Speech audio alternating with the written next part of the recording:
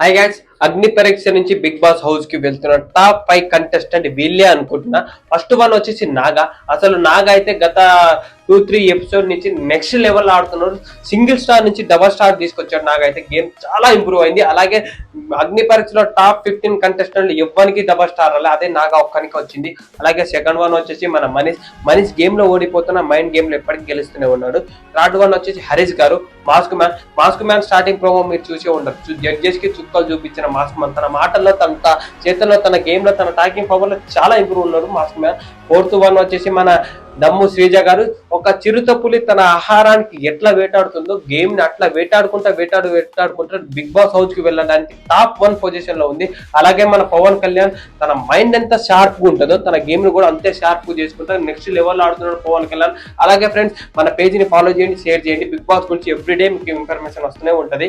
Don't miss, మర్చిపోకండి friends.